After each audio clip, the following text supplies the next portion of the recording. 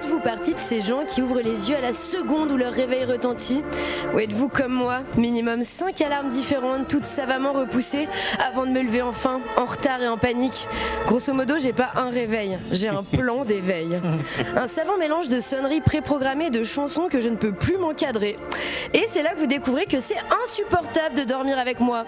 Je ne ronfle pas, mais je nique tout mon potentiel de dormabilité en 15 minutes top chrono chaque matin. Attention, simulation de fin de nuit chez Sabrina Colongo. 7h31, parce que 7h30 c'est trop tôt, on commence avec Weezer, Saint and So. Je repousse l'alarme bien sûr. Ensuite 7h35, Ode to Viceroy de Mac DeMarco. Je snooze. 7h39, premier rappel de Weezer.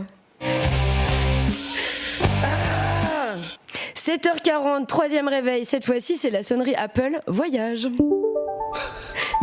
7h44, rappel de Mac DeMarco. Là ça s'enchaîne, j'ai à peine le temps de snoozer que paf 7h45, Everybody's Got to Learn Sometimes des Corgis. Bref, vous avez capté l'enfer sonore. Avance rapide à 8h15, plan sur moi en train de courir pour aller prendre mon train, les dents pas brossées, le string à l'envers. Je n'apprends jamais de mes erreurs. Bon, faut bien le reconnaître, dormir profondément c'est dur le matin, mais c'est tellement bien le soir. Vous savez, je me considère en toute humilité comme une dormeuse de compète. S'il y avait des JO du sommeil, je décrocherais l'or partout. C'est un impressionnant triplé pour la joueuse suisse en haut du podium sur le 2h sieste, le 9h dodo et le 12h grasse mat. Après, je suis pas un gros bébé cadom non plus. L'insomnie, j'ai quand même essayé une fois ou deux. J'ai exactement le même rapport à l'insomnie que la génération de nos parents a avec les joints. Ils ont testé une fois pour voir ce que ça faisait, mais ils se sentaient tout patraque et puis anxieux après, donc ils ont pas recommencé. Sinon, vous vous rendez compte, ça fait seulement depuis la fin du 19e siècle que l'utilisation d'un réveil matin s'est répandue. On fait partie des toutes premières générations de l'humanité à y avoir accès. Avant, on se réveillait avec le soleil, ou pire, avec un coq. Attendez, je crois que vous avez pas bien saisi l'info. Avec un coq, c'est de la folie. Il y a un siècle, j'aurais jamais été à l'heure au taf. Et en même temps, leur taf, c'était d'aller nourrir le coq. Ton réveil, c'est ton travail en fait. Ouais, mais c'est trop méta comme concept. Puis comment tu fais pour snoozer un coq? Tu jettes une poignée de grains par la fenêtre, elle est belle. J'ai trop de questions. Bon, pour les personnes comme moi qui sont pas du matin, bonne nouvelle, la technologie et la folie humaine se sont associées pour vous offrir pas moins de 4 réveils de l'extrême. Les voici.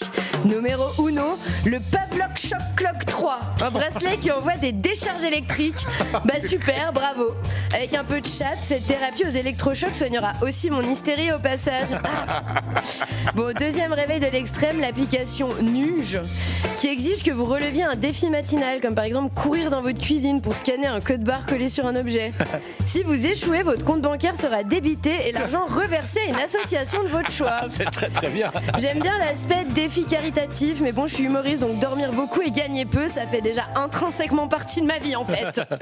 Troisième option, le réveil Sonic Bomb qui atteint les 113 décibels, soit l'équivalent d'une tronçonneuse en marche. Alors vous avez intérêt de l'entendre vite et de pas snoozer, parce que c'est un niveau sonore qui peut être nocif pour vos tympans après moins d'1 minute. Enfin, quatrième solution, Alarmy, une app qui exige de résoudre un calcul pour pouvoir la repousser ou l'éteindre, du style 23 plus 17 égale... Écoutez, je connais suffisamment de personnes dyscalculiques pour savoir que même bien réveillé, ça va être galère d'en venir à bout.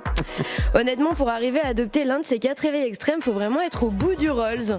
Je pense que ces gens, le seul jour de leur life où ils ont pas eu de panne de réveil, c'était leur EVG. Tarte à la crème, chabit, un shot de tequila administré de force par leur cousin en slip borat. C'est les mêmes personnes qui trouvent dommage que la nouvelle matinale de couleur 3, ça soit la biscotte et non le jeu de la biscotte. Ça, ce serait un réveil vivifiant. Blague à part, et au risque de me faire traiter de turbo-gauchias, pensez-vous que c'est normal qu'on mène des vies tellement épuisantes qu'on n'arrive plus à ouvrir les yeux le matin? On est enfoncé si profondément dans le capitalisme tardif que le lit catapulte de cartoon, c'est peut-être bientôt une réalité. RTS Couleur 3.